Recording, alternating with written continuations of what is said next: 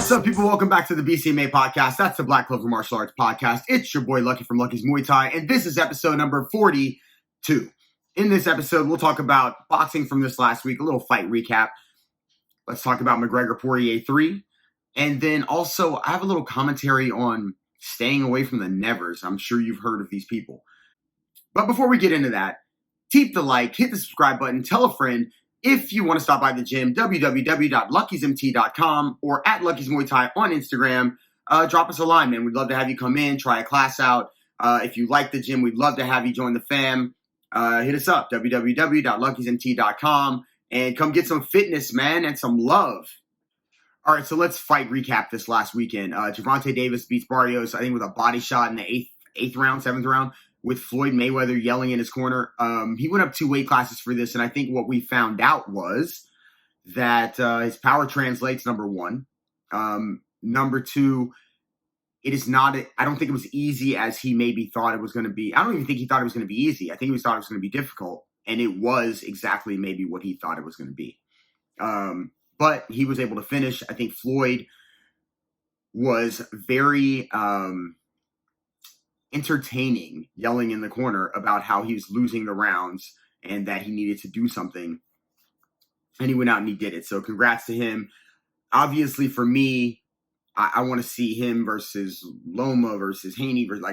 There's all these guys out there that are around the same weight class that I'd like to see fight. Lomachenko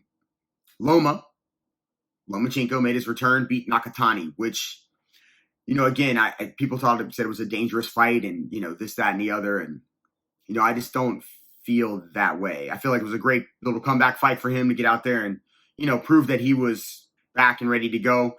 But again, you know, I need to see some Devin Haney.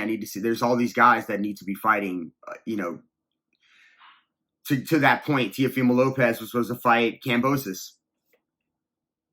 Okay. I mean, like, I get it. You know, all of these guys that are they're fighting and they're winning, or Teofimo in this case is up against, you know, Corona, which he caught, or ticket sales, which other people are claiming, or, you know, who knows, other fights going on in the same weekend. So you can't sell enough tickets for everybody to go, or enough pay-per-views for everybody to watch. So they may be going back around to fight. Shout out to Will Bondi. Will Bondi, my man, told me, like, yo, these guys, Loma and Teofimo Lopez, are going to have to fight again because that's where the real money is and that's where the real interest is. Maybe.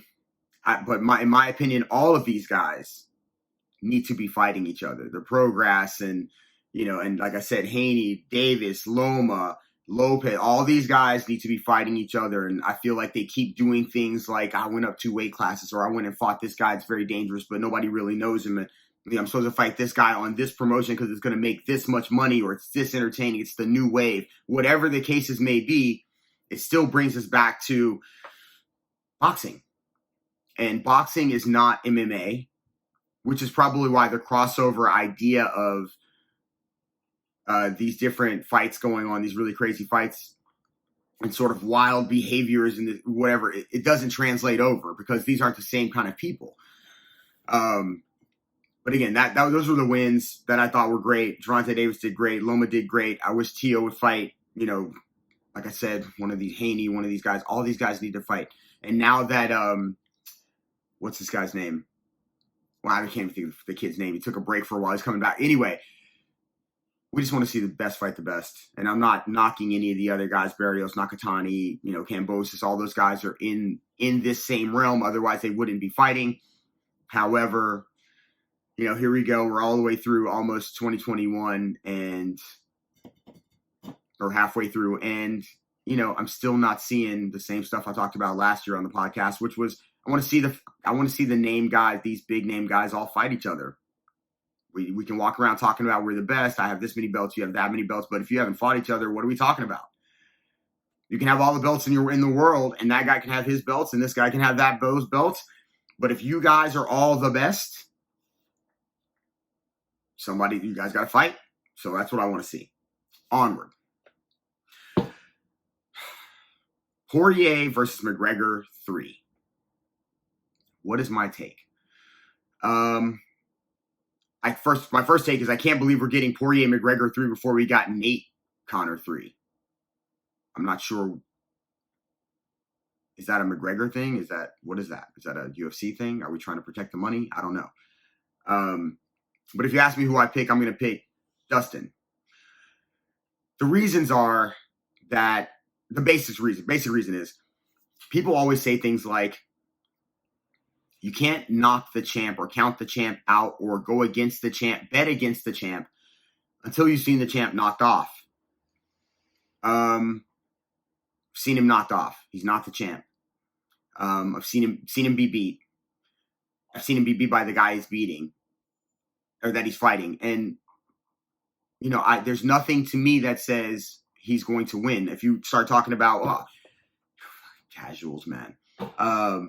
He's in the best shape he's ever been in. I promise you, I'm in the best shape I've ever been in. I mean, when it comes to selling fights, these are average things that we've heard from a lot of fighters. A large majority of fighters say things like, yeah, I'm in the best shape I've ever been in. I have no injuries. I feel good coming out of this camp. We've heard this over and over. When it comes to McGregor saying it, in my opinion, it's low-level fight selling. This isn't the Conor McGregor that is quick-witted, has a lot of sort of things to say about the opponent and what they can do and what they can't do to him and how he's going to do this, that, and the other. The last few fights, whether it be directly from him or from fans, trainers, people that are commentators, I've heard a lot of, he's in the best shape of his life. He's in a fantastic shape. Well, let me just say this. You're a professional athlete. These are professional athletes. You're supposed to be, I know it's fighting, you get nicks and knocks and all this during training camp, but you're supposed to be in the best shape of your life or in the best shape you could possibly be in under the circumstances.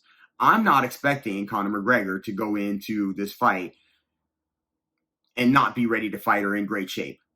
That seems a little bit ridiculous and disingenuous because, man, that's the idea. He goes in the best shape. Now, if every time he goes into a fight, he comes out, my foot was injured. This training camp. I got to move here because that guy, because this situation, or I haven't talked to this coach or that coach hasn't, I haven't talked to him or, man, ultimately, when the bell rings, it's you and him inside of there, and you should be in the best shape of your life because that guy is going to potentially be in the best shape of his life. And if you ask me in the last fight, Conor looked great to me. So that being said, these are two phenomenal fighters.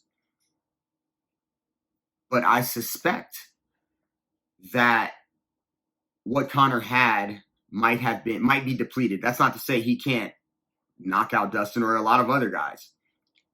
But the sort of mystique about him is gone. And they're considerably selling this idea still, but it's hard because he's not selling this idea anymore.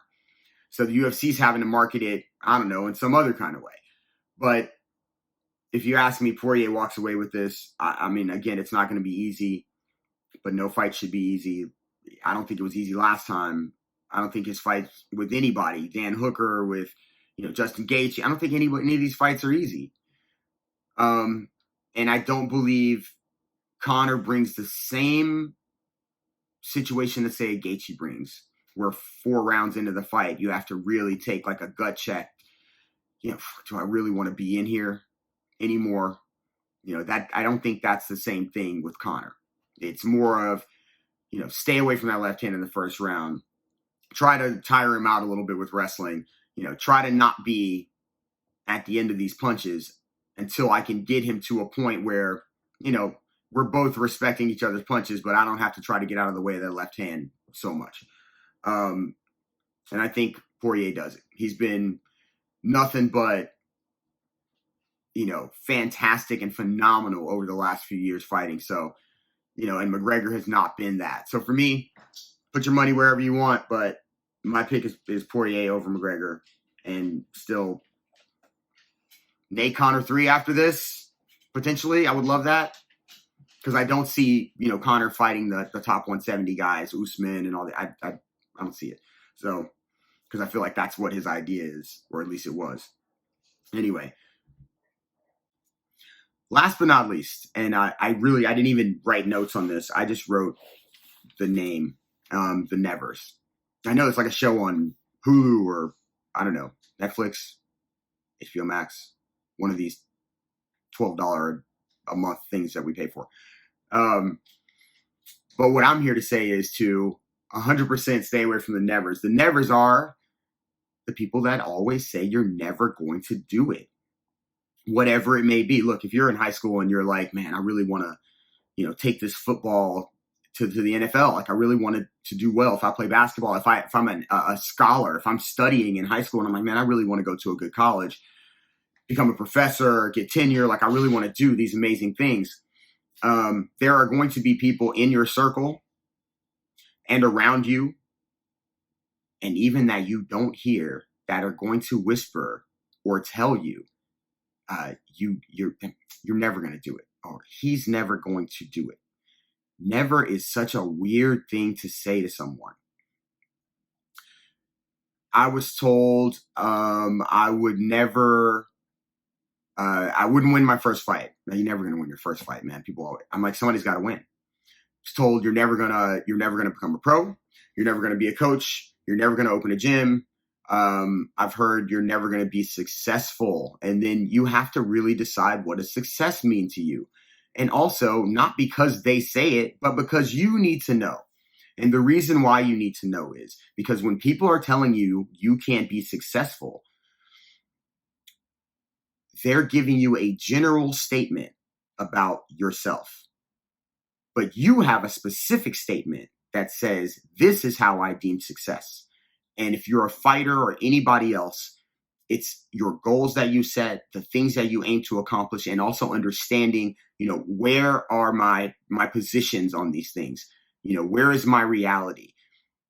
People are going to tell you all. I just heard in a conversation with a friend of mine that I used to work with, that after I left this place, we were actually discussing just different people, how they doing, whatever. And this person said, yeah, I never, Lucky always thinks he knows what he's talking about. Da, da, da, da, da. No. Man, these are things that people say. And what's funny is I laughed at that because I was like, I know that he said this. It's in his demeanor. It's in his energy.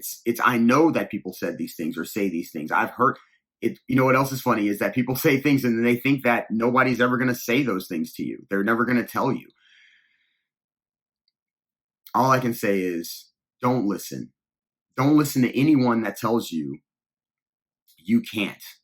Now, look, if you're like 15 and they're like, you can't be president next year. Yeah, you cannot be president next year because there are limitations on what you can, like you have to still work within the realm of the rules, so to speak. That doesn't mean rules aren't meant to be broken. Plenty of people break the rules and become super successful or get to places that they never deemed possible or dreamed possible.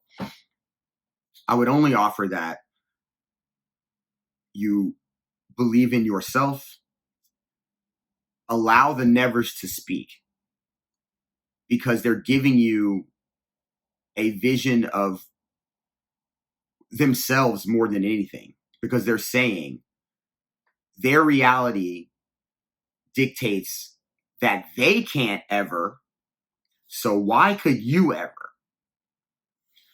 They said I would never be a pro fighter. Yeah, man, I had one pro fight, but you know how hard I tried to get that. So for like 2 years, I didn't fight because I couldn't get a pro fight. Nobody was trying to book me. I didn't even know, certain people I could even reach out to try to get fights.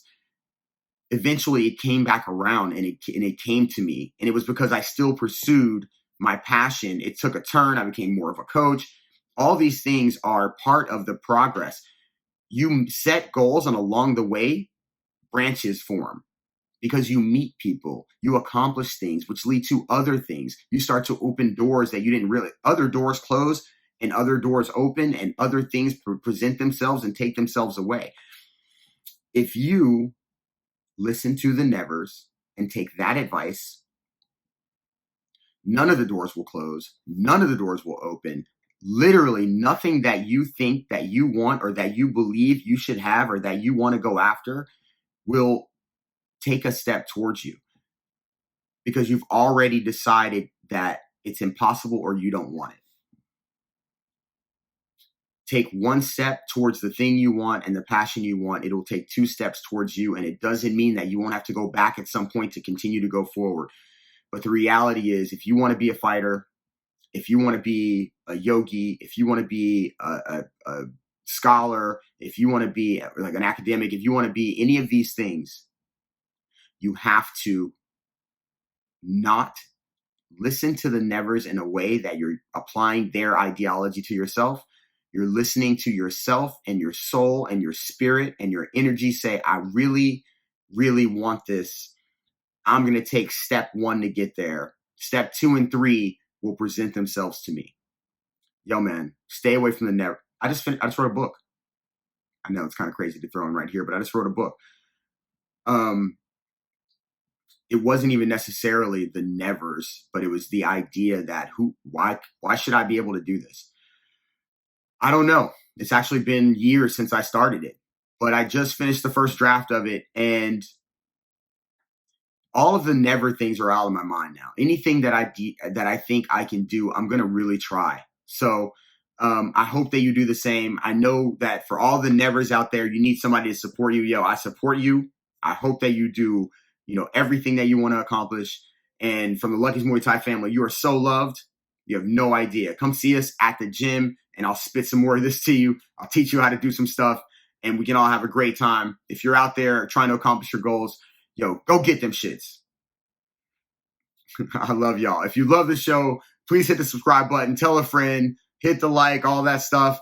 www.luckysmt.com if you want to stop by the gym. And we out. See you next week or whatever. Peace.